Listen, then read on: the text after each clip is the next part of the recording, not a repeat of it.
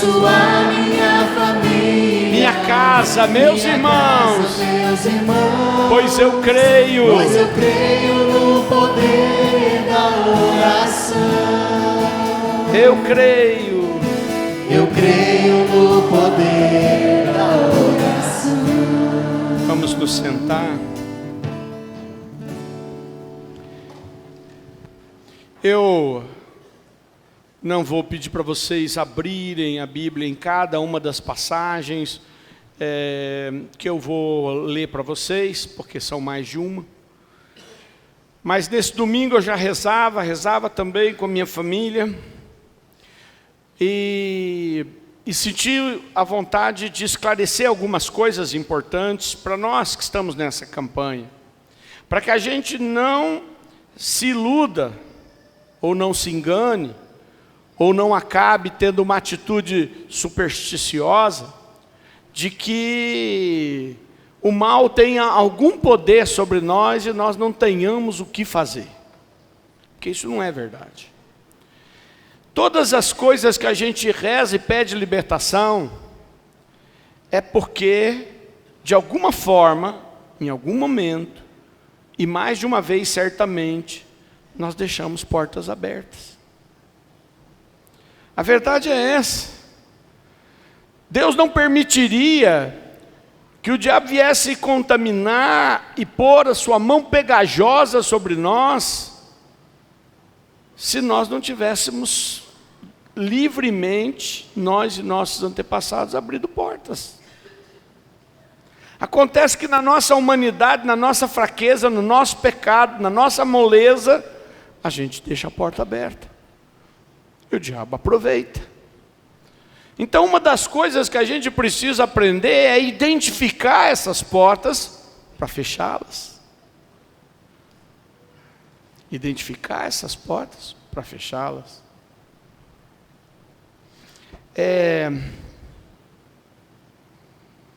Às vezes, as portas foram abertas, roubo, assassinato, um orgulho exacerbado, e depois nós não entendemos como é que essa maldição do orgulho, essa maldição de ser roubado, essa maldição de morte entrou na nossa vida, mas alguma porta se abriu.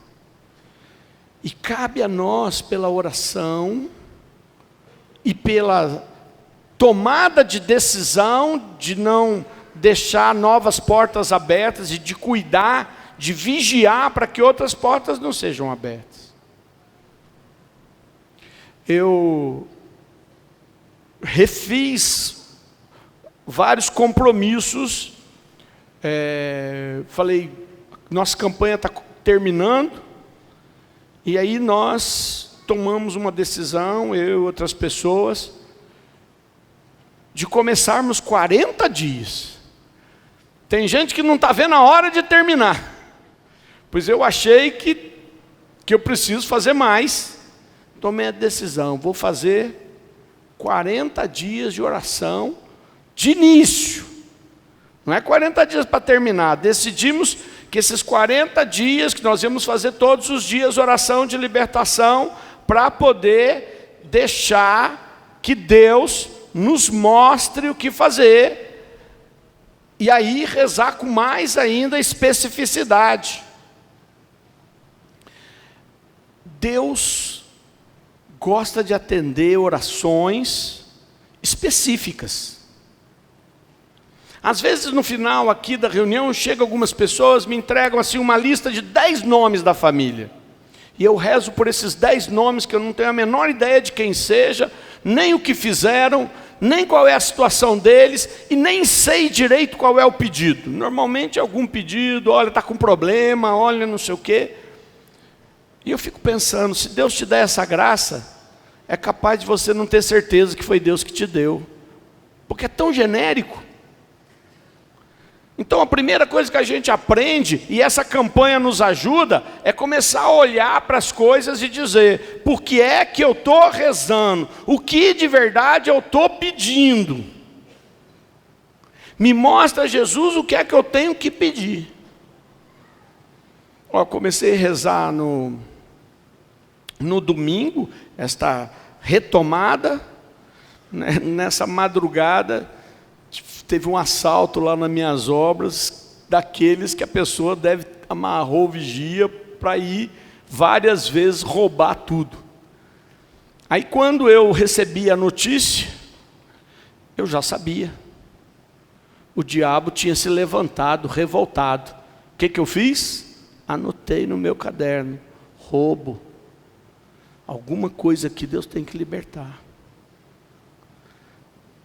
Na verdade, não foi nem eu que anotei. Eu comentei com uma das pessoas que estava começando a rezar comigo. E ela disse: isso aí, você já anotou? Porque eu sabia que era o diabo, mas eu não tinha observado. E agora eu vou rezar, de fato, para que Deus quebre as maldições de roubo, que já podem ter acontecido no meio dos meus antepassados, que alguns deles podem ter sido ladrões também, né?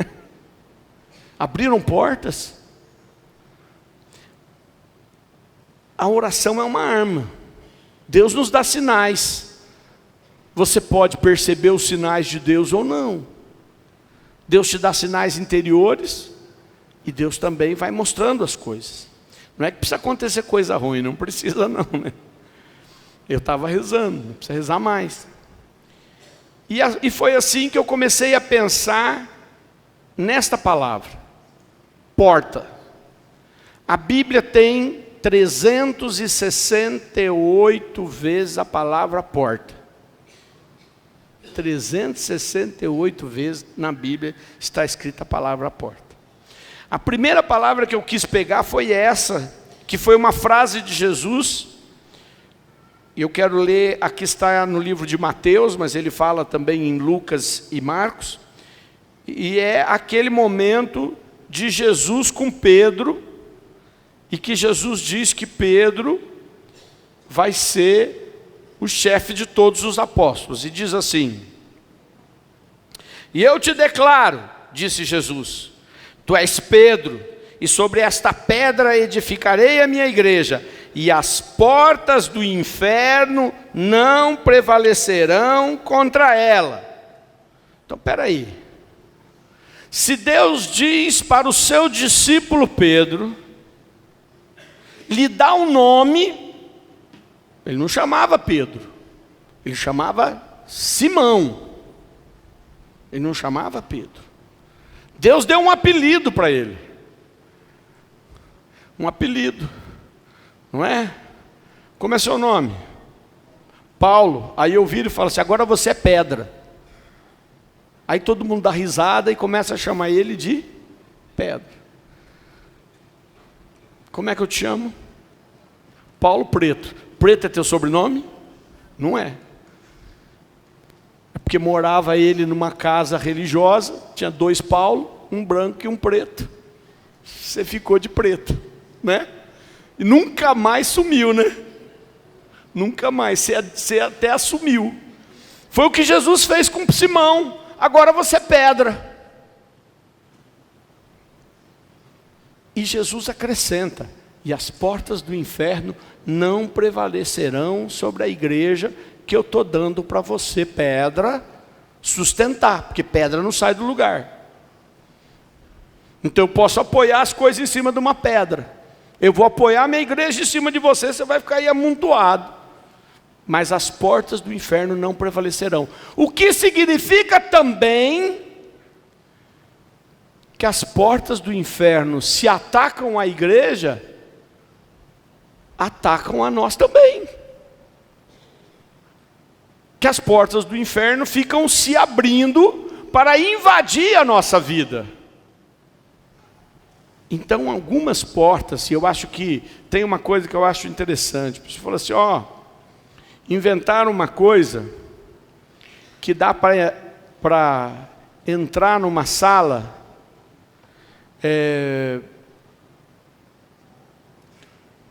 que está ali, uma invenção nova, e a pessoa consegue atravessar e entrar lá.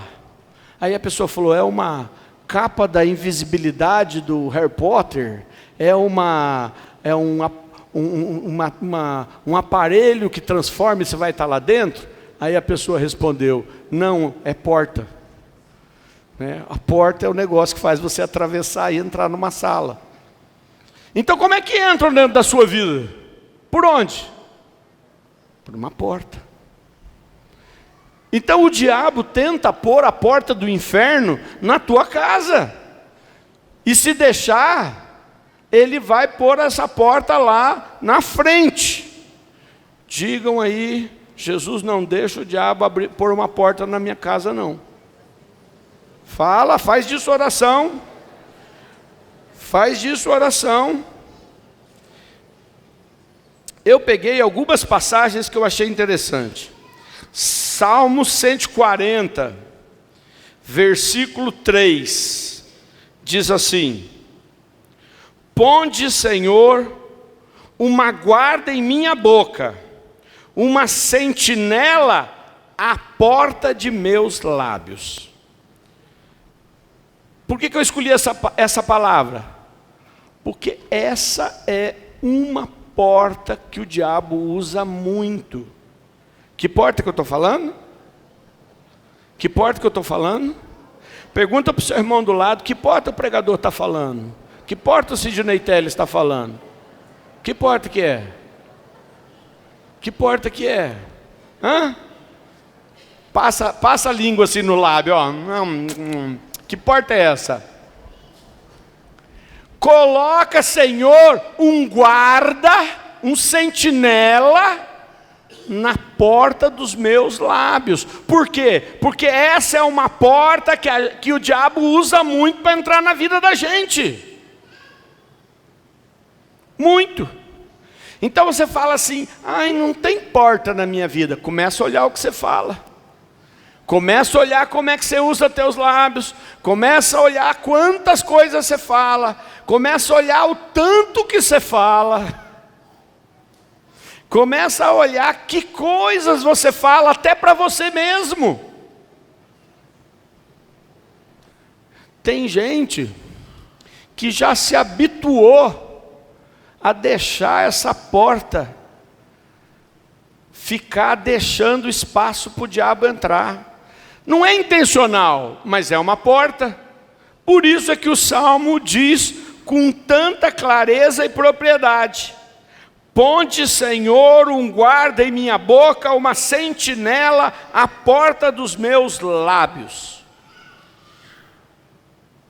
Põe a mão na tua boca.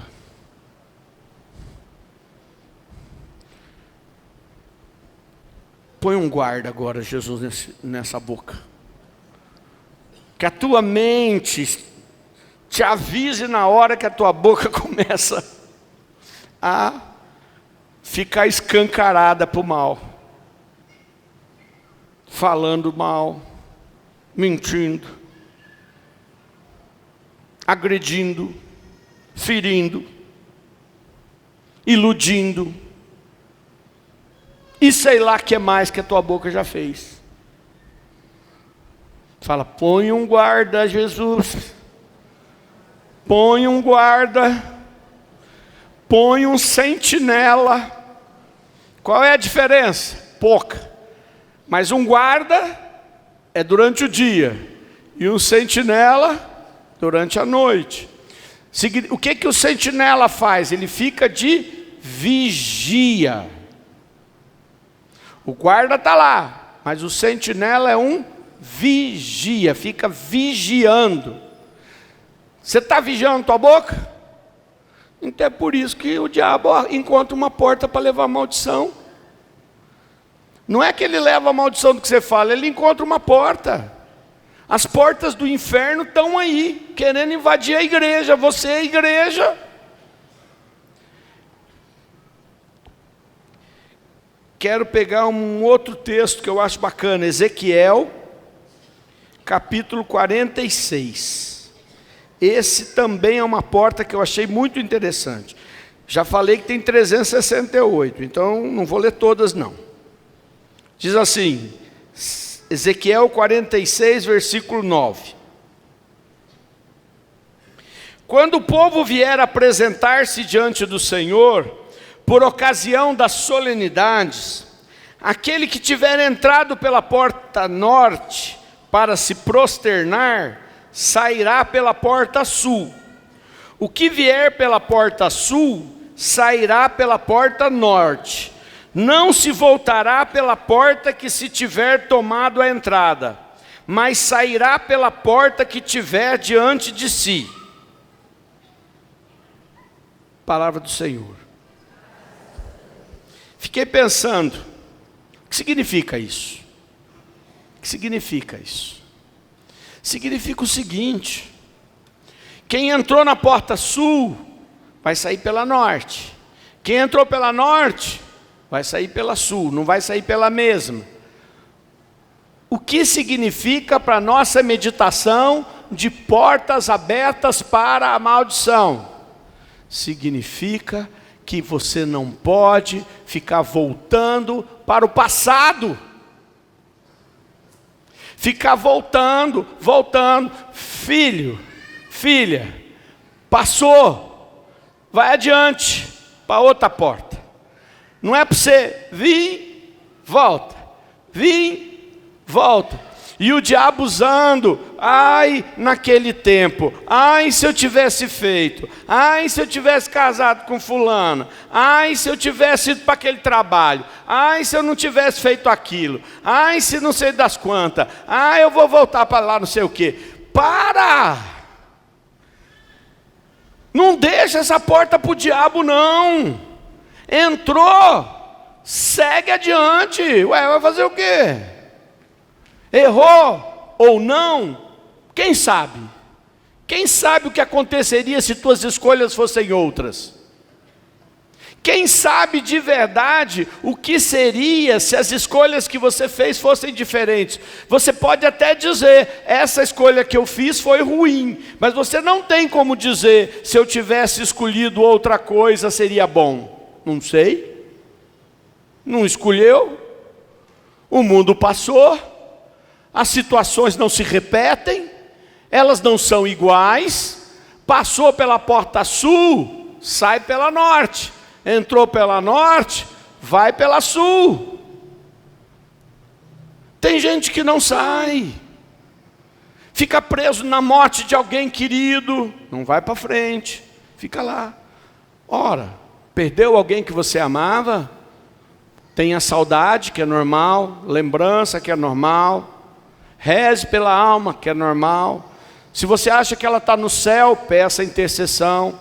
Mas segue adiante. Segue adiante. Dá um empurrãozinho assim na pessoa do teu lado e fala, entrou por uma porta, sai pela outra. Fica voltando não. Então olha, eu estou falando para vocês que a porta do inferno. Estou falando para vocês que a língua é uma porta. Estou falando para vocês que o passado, viver é do passado. O passado tem que servir para ensinar lições. Mas não para voltar para ele. Ele nos ensina lições. Tem gente que fica sonhando com aquilo. Se tivesse sido tão bom, não tinha acabado. Né? Costumo dizer isso. Gênesis capítulo 19. Versículo 1, diz assim: pela tarde, chegaram os 2 anjos a Sodoma. Ló, que estava assentado à porta da cidade, ao vê-los, levantou-se e foi-lhes ao encontro e prostrou-se com o rosto por terra.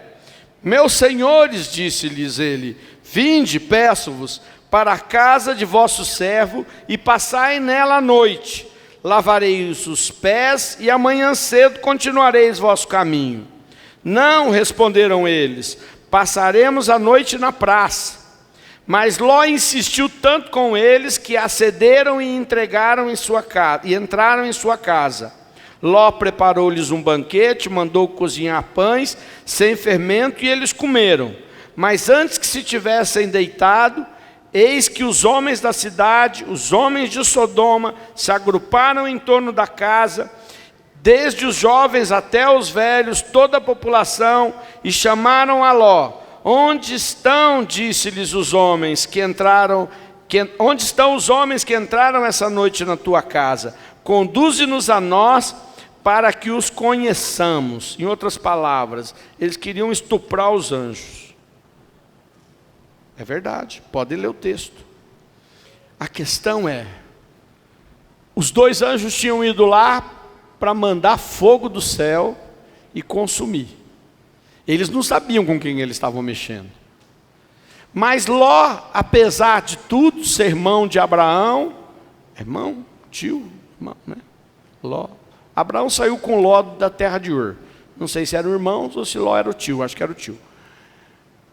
Estava sentado na porta do pecado, convidando os outros para entrar.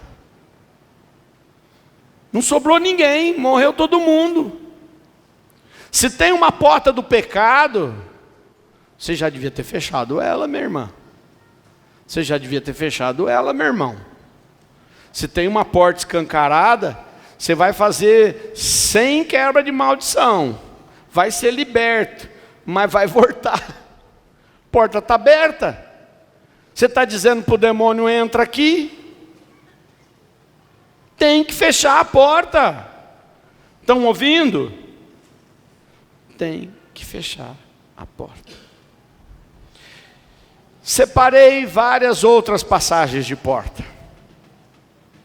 Talvez as 2 mais interessantes sejam a porta de João capítulo 10, quando ele fala que o ladrão só vem para roubar, matar e destruir, que é isso que o diabo quer da vida de todo mundo, ninguém se iluda.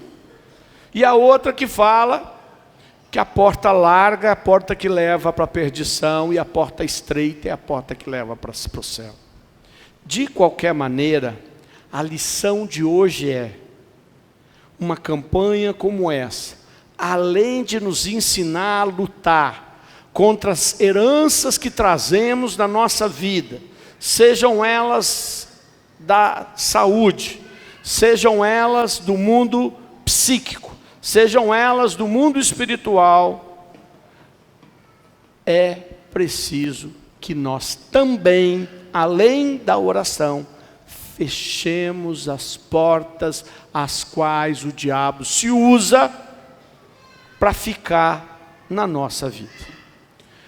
Infelizmente, e abram bem os olhos disso, a gente não tem como fechar a porta na vida dos outros.